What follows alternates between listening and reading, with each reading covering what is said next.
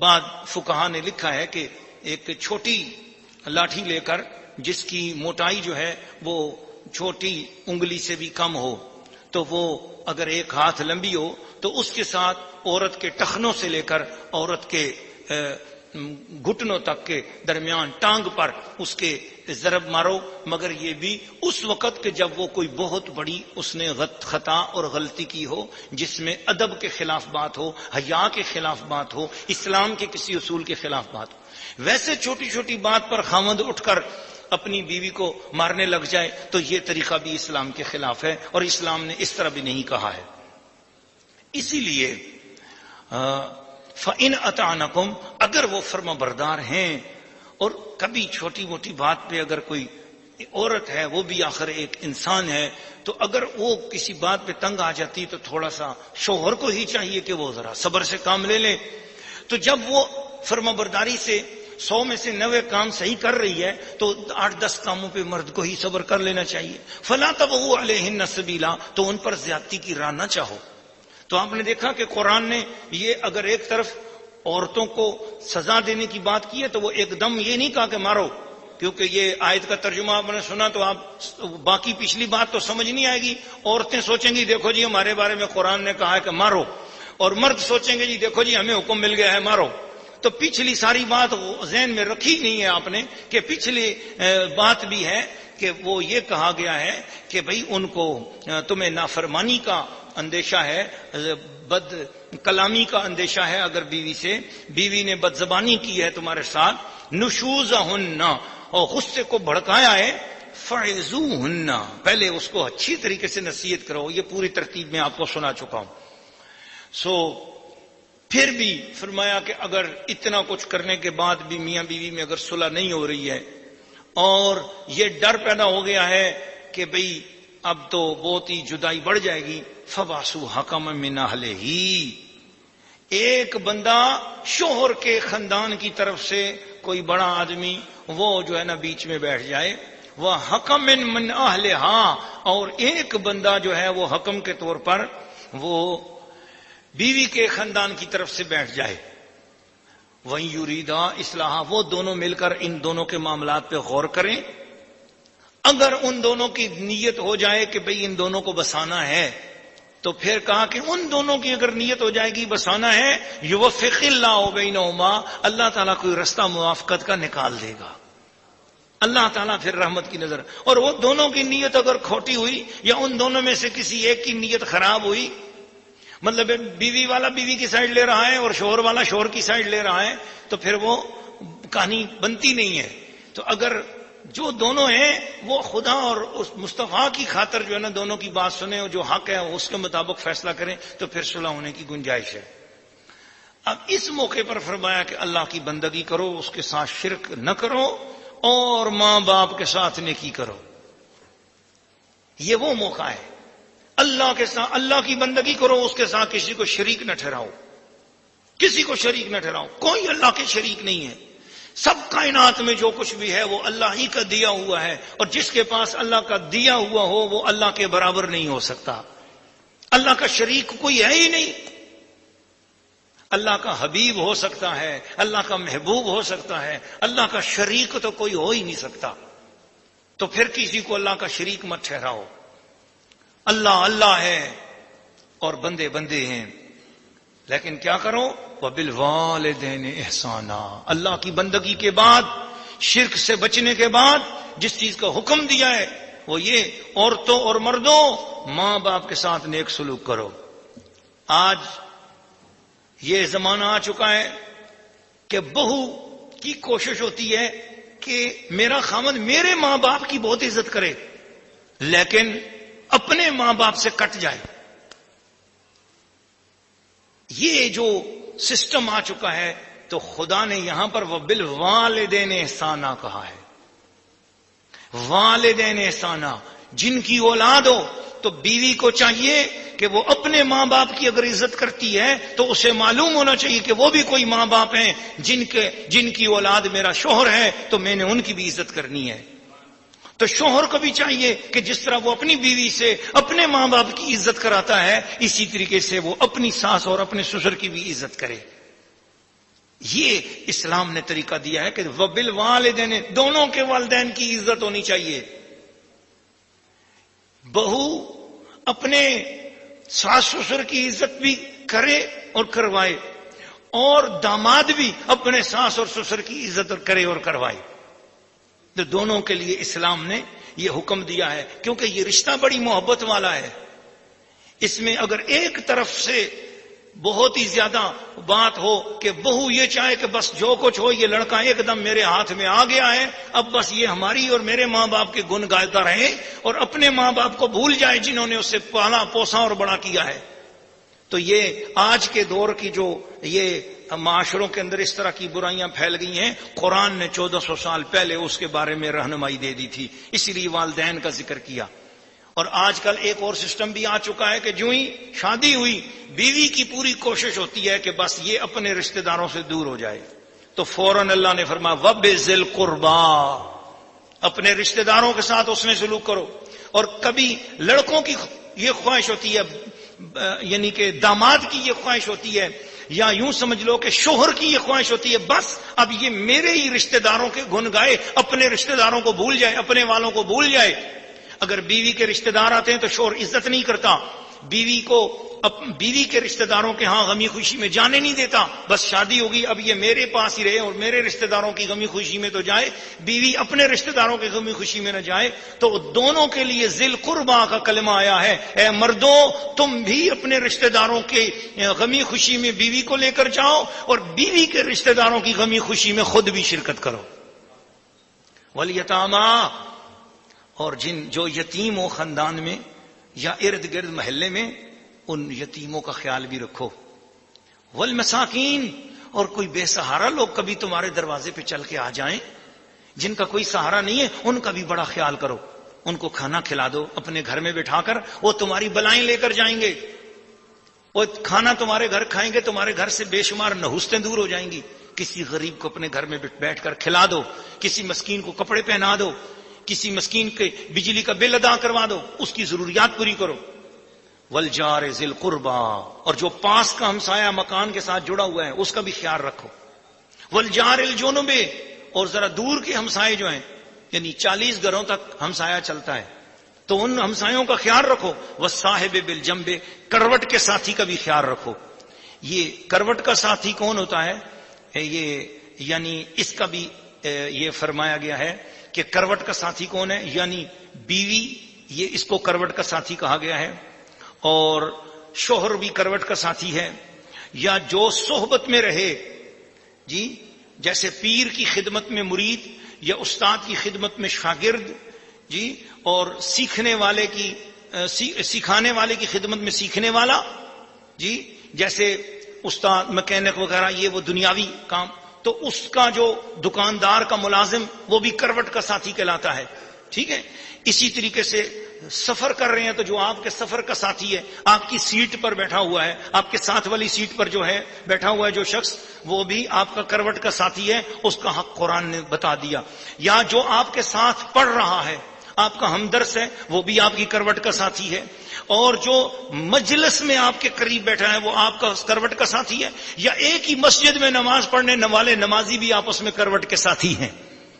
یہ آپ دیکھو قرآن کتنا وسیع ہے اور کہاں تک قرآن انسان کی تعلیم دیتا ہے اور انسان کو ہدایت عطا کرتا ہے. فرمایا والصاحب بالجنب، اور کروٹ کے ساتھی کا خیال بھی رکھو، اس کے ساتھ بھی زیادتی نہ ہو. مثلا آپ نے کنی دبائی اور ساتھ والے کی ران پہ تکلیف ہو گئی، یا آپ اس طرح پھیل کے بیٹھ گئے کہ آپ کو تو آرام ہے لیکن ساتھ والا ساتھی پریشان ہو کر بیٹھا ہوا ہے. نہیں، یہ اپنے کروٹ کے ساتھی کا خیال رکھنا یہ ہے کہ آپ کو بھی تکلیف نہ پہنچے اور آپ کی وجہ سے دوسرے کو بھی تکلیف نہ ہو. وابن السبیل، اور راستے میں چلتے ہوئے اگر کوئی راہگیر آپ کو مل گیا ہے اس راہگیر کا بھی خیال رکھو، راہگیر کا بھی خیال رکھو. وما ملکت ایمانکم، اور جو تمہارے زیر دست ہیں. اب اس کی وسعت اور زیادہ گہری ہو جاتی ہے. آپ کے نوکر نوکرانیاں، خدمتگار، آپ کے عقیدت مند، آپ کے دوست اور جاننے والے غریب لوگ، وہ سب کے سب، تو ان کا بھی خیال رکھو. ان اللہ لا يحب من كان مختالا فخورا، یاد رکھنا، ان سب کا خیال رکھنے کے بعد بڑائی نہ مارنا، میں سب کا بڑا خیال رکھتا ہوں، میں سب کا بہت خیال رکھتا ہوں، اور میں سب کو اتنا دیتا ہوں، میں اتنا مال خرچ کرتا ہوں، فلاں میں اتنا کچھ کرتی ہوں، میرے ہاتھ سے تو بڑے لوگ فیضیاب ہوتے ہیں، میں تو بڑے صدقے نکالتی ہوں، میں تو بڑے خیرات کرتی ہوں، میں تو اپنے کام والیوں کا بڑا خیال رکھتی ہوں. خبردار، ان اللہ لا يحب من كان مختالا فخورا. کسی کے اوپر نیکی کرو تو پھر خبردار جتانا مت، احسان مت کرنا. اللہ کو احسان چڑھانے والے، بڑائی مارنے والے کبھی اچھے نہیں لگتے ہیں. جو کچھ کیا تم کس قابل تھے؟ یہ اس رب کریم نے تمہیں توفیق دی ہے کسی کے ساتھ نیکی کرنے کی، تو پھر بڑائی کیا مارنی ہے؟ اسی کے حضور شکر ادا کرو جس نے نیکی کی توفیق عطا فرمائی ہے. اور 2 منٹ کے لیے یہ بھی تصور کر لو ذرا، اگر اس کی جگہ تم ہوتے اور تمہاری جگہ وہ ہوتا تو پھر شکر کرو کہ اللہ پاک نے آپ کو دینے والا ہاتھ بنایا ہے. تو اللہ تعالیٰ کی بارگاہ میں دعا ہے کہ اللہ پاک ہم سب کو قرآن کے مطابق اپنی زندگیوں کو سنوارنے کی توفیق عطا فرمائے. پھر فرمایا کنجوسی بھی اچھی بات نہیں ہے، اور وہ لوگ جو دوسروں کو کنجوسی کا حکم دیتے ہیں وہ بھی غلط ہیں. اللہ کے راستے میں خرچ کرو اور کھل کر خرچ کرو. غریب ہونے سے ڈرو نہیں، اللہ تعالیٰ دے گا، جس نے ابھی دیا ہے وہ بعد میں بھی دے گا. پھر یہ بھی کہا کہ جو لوگ لوگوں کو دکھانے کے لیے خرچ کرتے ہیں وہ یہ سمجھ لیں کہ انہوں نے خرچ نہیں کیا ہے. لوگوں کو کیا دکھانا؟ لوگوں کی شاباش کے منتظر نہ رہو. یہ دیکھو آپ نے اللہ کی خاطر خرچ کیا ہے. فرمایا اگر کوئی شخص کنویں کے اندر بیٹھ کر اللہ کے راستے میں خرچ کرے اور جسے کوئی بھی نہ دیکھ رہا ہو، اللہ تعالیٰ چاہے تو 7 زمینوں اور آسمانوں میں اس کی نیکی کو مشہور فرما دے گا. تو بات تو اللہ پہ ہے جب، تو اس لیے پھر یہ نہ دیکھو کہ کوئی بڑا صاحب دیکھ رہا ہے کہ نہیں دیکھ رہا، کوئی اخبار والا فوٹو نکال رہا ہے کہ نہیں نکال رہا، کسی میڈیا نے دیکھا ہے کہ نہیں دیکھا. نہیں، جو کچھ کرنا ہے اللہ اور اس کے رسول کی رضا کی خاطر کرو. دایاں ہاتھ خرچ کرتا چلا جائے اور بائیں کو خبر بھی نہ ہو.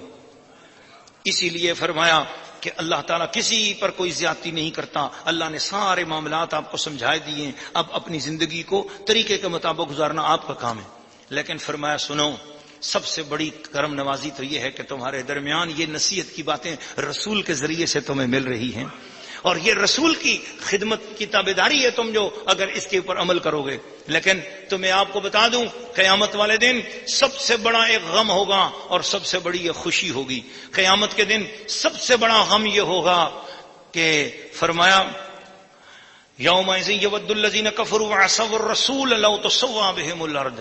قیامت کے دن سب سے بڑا غم، سب سے بڑا دکھ، سب سے بڑی تکلیف کافروں، منافقوں، رسول اللہ کے نافرمانوں کو ہوگی.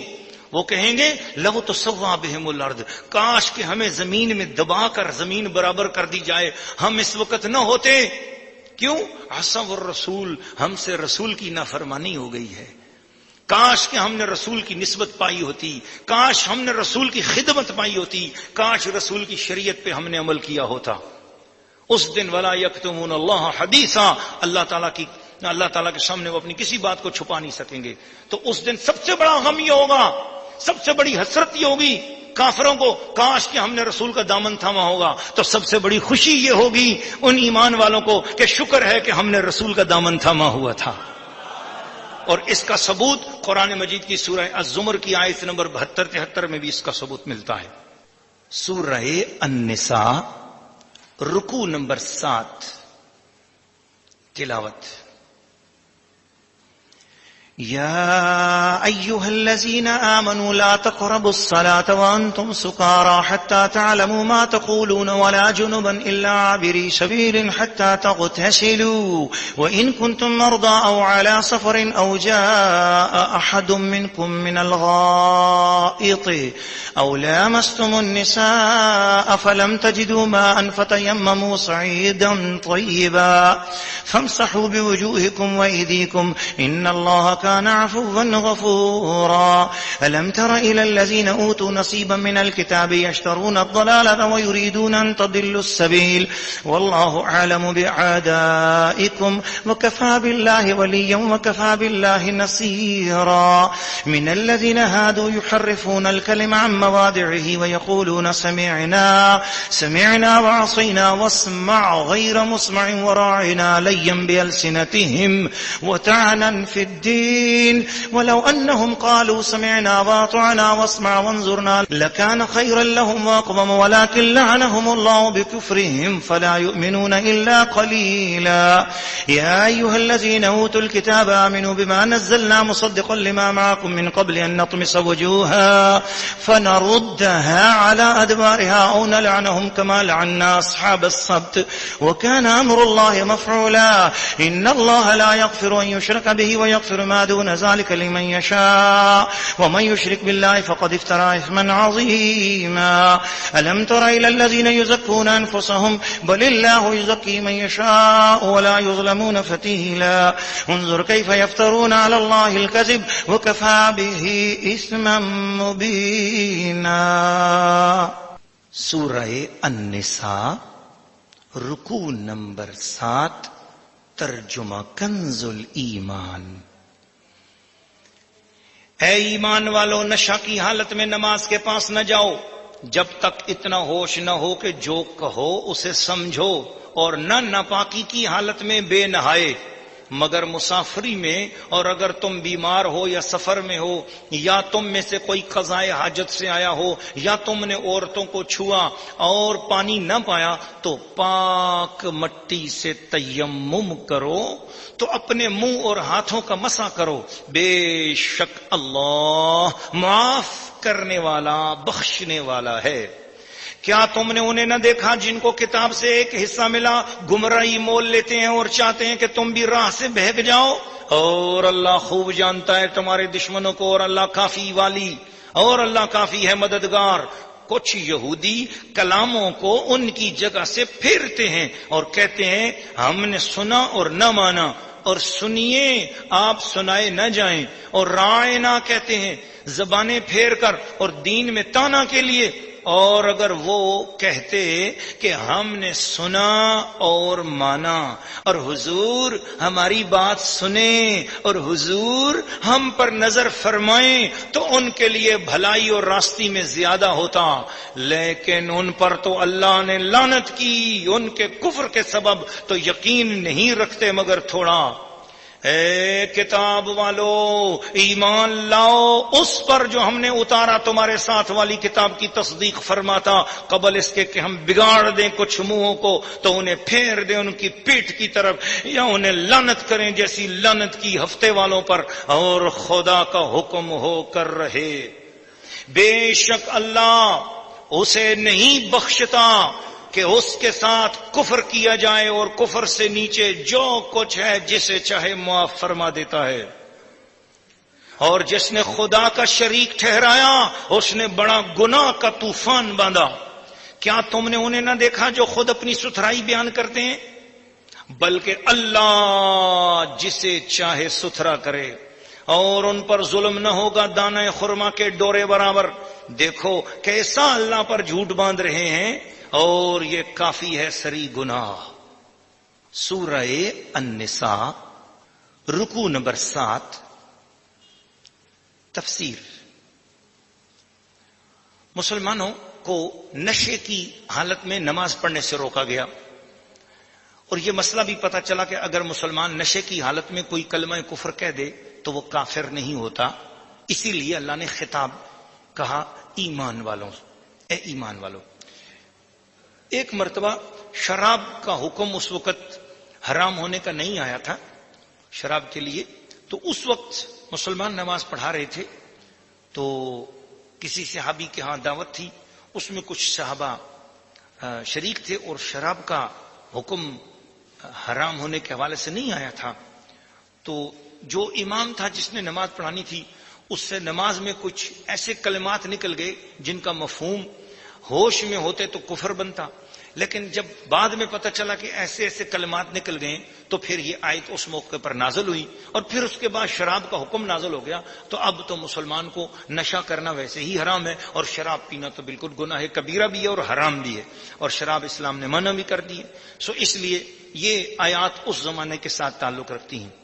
پھر یہ بھی کہا گیا کہ اگر تمہارے پاس پانی نہ ہو تو پھر تم اگر پاک ہونا چاہو تو پاک مٹی یا مٹی لگا ہوا پتھر، اس کے حوالے سے آپ اس کے اوپر ہاتھ مارو اور نیت کرو تو کیونکہ تیمم کے اندر نیت کرنا ضروری ہے کہ میں پاک ہونے کی نیت کرتا ہوں یہ کہہ کر، یا میں پاک ہونے کی نیت کرتی ہوں یہ کہہ کر اپنے ہاتھ دونوں مٹی والی کسی چیز پر، میز ہے، کرسی ہے، لکڑی ہے، درخت ہے، دیوار ہے، کسی بھی ایسی جگہ جہاں پر ذرا سی بھی مٹی لگی ہوئی ہو تو اس مٹی والی جگہ پر آپ نے دو ہاتھ اس طریقے سے مارے اور ساتھ کہیں میں نیت کرتی ہوں پاک ہونے کی، یا بندہ ہو تو مرد ہو تو وہ کہے میں نیت کرتا ہوں پاک ہونے کی، تو دو ہاتھ اس طرح مار کر اپنے ہاتھوں کو ملے، پھر اپنے چہرے پر ملے اور پھر اپنے بازوؤں پر ملے، اور بس یہ تیمم ہو گیا، پاک ہو گئے۔ اب نماز بھی پڑھ سکتے ہیں، اب سارے کام جو کام وضو سے لے سکتے تھے وہ سارے کا سارا کام مٹی سے لے لیا گیا اور مٹی نے آپ کو پاک کر دیا۔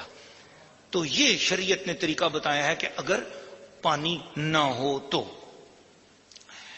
اور اسی طرح یہودیوں کو پھر اسلام کی دعوت بھی دی گئی اور بتایا گیا کہ یہودیوں سچے دل سے اسلام میں کیوں نہیں داخل ہوتے ہو، کیوں خواہ بہانے بناتے ہو، تمہاری کتابوں کے اندر لکھا ہوا ہے تو تم اس کے مطابق ہی تمہارے اپنی کتابوں پر بھی عمل کرو تو تمہیں دامن مصطفیٰ میں آنا پڑے گا اور کلمہ پڑھ کے مسلمان ہونا ہوگا۔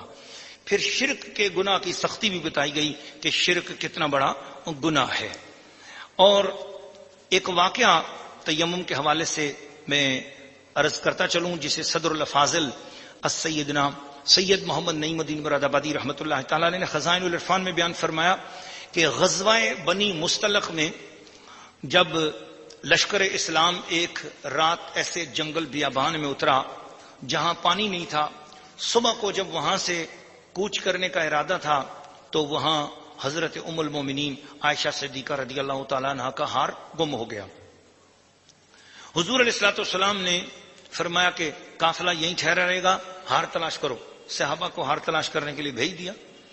خیر تو اس وقت نماز کا وقت ہو گیا، اب کیا کریں، پانی بھی نہیں ہے، تو ہار کو گم ہونے کا بہانہ تھا، نماز کا وقت آیا، پانی نہ ہونے کی وجہ سے اللہ پاک نے تیمم کا حکم نازل فرمایا اور یہ آیات نازل ہوئیں، اور پتہ چل گیا کہ اگر پانی نہ ہو اور اس طرح انسان سفر میں ہو یا اس کے پاس گھر میں بھی ہو مگر پانی نہ ہو اور ڈھونڈنے سے جلدی قریب نماز کے وقت کے اندر تک بندے کو پانی تک نہ پہنچ سکتا ہو تو پھر اس وقت اس بندے کے لیے ضروری ہے کہ وہ تیمم کرے۔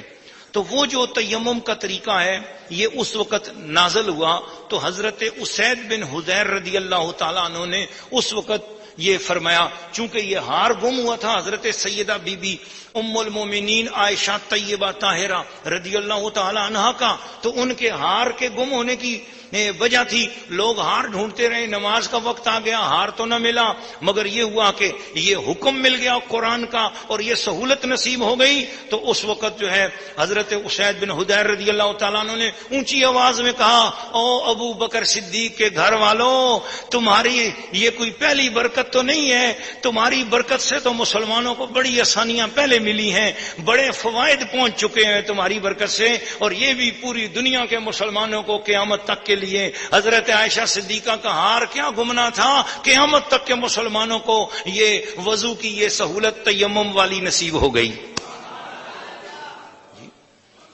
تو جب یہ آیات اتر گئیں اور یہ حکم نازل ہو گیا، اس کے بعد اونٹ کو اٹھایا گیا تو وہ ہار اونٹ کے نیچے پڑا ہوا تھا، مل گیا۔ تو اب منافقوں نے بھی شور مچانا شروع کر دیا۔ منافقوں نے کہا دیکھو جی، خبر ہوتی، پتہ ہوتا تو ہار قریب ہی تھا، اور سارے صحابہ اکرام کو ڈھونڈتے رہے، ڈھونڈاتے رہے، تو وہ کیوں نہیں بتا دیا کہ یہ اونٹ کے نیچے ہار پڑا ہوا ہے؟ اور ایمان والوں نے کہا اس کو بھی پتا تھا جس نے تیمم کا حکم نازل کیا ہے، وہ وہی نازل کر کے نہیں بتا رہا کہ صحابہ کو کیوں تلاش کرا رہے ہو، یہ اونٹ کے نیچے ہار پڑا ہوا ہے، نہیں، اسے بھی معلوم تھا کہ لوگ اس طرح آل رسول کی خدمت کریں، نبی کے گھرانے کے لیے تھکیں، ادھر ادھر جائیں، خدمت کرتے رہیں، ڈھونڈتے رہیں، بیچ میں میری نماز کا ٹائم آئے گا، میں ان کے لیے نماز کے لیے پانی ان کے پاس نہیں ہے، میں تیمم کی سہولت کا حکم نازل کر دوں گا۔ اللہ کو بھی تو پتا تھا نا کہ ہار کہاں پڑا ہوا ہے، لیکن اللہ نے ہار کے بارے میں وہی نازل نہیں فرمائی ہے، مسلمانوں کے ایمان کی جیت کے حوالے سے جو ہے نا سہولت عطا فرمائی ہے۔ تو ہار تو ملنا ہی تھا، لیکن کبھی کبھی ایسی چیزیں ہوتی ہیں کہ بڑوں کی خاموشی ہوتی ہے، پتہ ہوتا ہے مگر خاموشی ہوتی ہے، اس خاموشی میں چھوٹوں کو نوازا جاتا ہے۔ تو یہ نوازنے کا ایک انداز تھا۔ اللہ تعالیٰ نبی پاک کے خاندان کی یہ برکت اور حضور کی ازواج مطہرات کی یہ برکت ہے جو ساری کائنات کے مسلمانوں کو نصیب ہے۔ اللہ تعالیٰ حضور کے خاندان کا فیضان ہم سب کو نصیب فرمائے۔ سورہ النساء رکوع نمبر 8۔ ألم تر إلى الذين أوتوا نصيبا من الكتاب يؤمنون بالجبت والطاغوت ويقولون للذين كفروا هؤلاء أهدى من الذين آمنوا سبيلا أولئك الذين لعنهم الله ومن يلعن الله فلن تجد له نصيرا أم لهم نصيب من الملك فإذا لا يؤتون الناس نقيرا أم يحسدون الناس على ما آتاهم الله من فضله فقد آتينا آل إبراهيم الكتاب والحكمة وآتيناهم ملكا عظيما فمنهم من آمن به ومنهم من صد عنه وكفى بجهنم سعيرا إن الذين كفروا بآياتنا سوف نصليهم نارا كلما نضجت جلودهم بدلناهم جلودا غيرها ليذوقوا العذاب إن الله كان عزيزا حكيما والذين آمنوا وعملوا الصالحات سندخلهم جنات تجري من تحتها الأنهار خالدين فيها أبدا لهم فيها أزواج مطهرة وندخلهم ظلا ظليلا إن الله يأمركم أن تؤدوا الأمانات إلى أهلها وإذا حكمتم بين الناس أن تحكموا بالعدل إن الله نعم ما يعظكم به إن الله كان سميعا بصيرا يا أيها الذين آمنوا أطيعوا الله وأطيعوا الرسول وأولي الأمر منكم فإن تنازعتم في شيء فردوه إلى الله والرسول إن كنتم تؤمنون بالله واليوم الآخر ذلك خير وأحسن تأويلا۔ سورہ النساء رکوع نمبر 8، ترجمہ کنز الایمان۔ کیا تم نے وہ نہ دیکھے جنہیں کتاب کا ایک حصہ ملا ایمان لاتے ہیں بت اور شیطان پر، اور کافروں کو کہتے ہیں کہ یہ مسلمانوں سے زیادہ راہ پر ہیں؟ یہ ہیں جن پر اللہ نے لعنت کی، اور جسے خدا لعنت کرے تو ہرگز اس کا کوئی یار نہ پائے گا۔ کیا ملک میں ان کا کچھ حصہ ہے؟ ایسا ہو تو لوگوں کو تل بھر نہ دیں، یا لوگوں سے حسد کرتے ہیں اس پر جو اللہ نے انہیں اپنے فضل سے دیا ہے۔ تو ہم نے تو ابراہیم کی اولاد کو کتاب اور حکمت عطا فرمائی اور انہیں بڑا ملک دیا، تو ان میں کوئی اس پر ایمان لایا اور کسی نے اس سے منہ پھیرا، اور دوزخ کافی ہے بھڑکتی آگ۔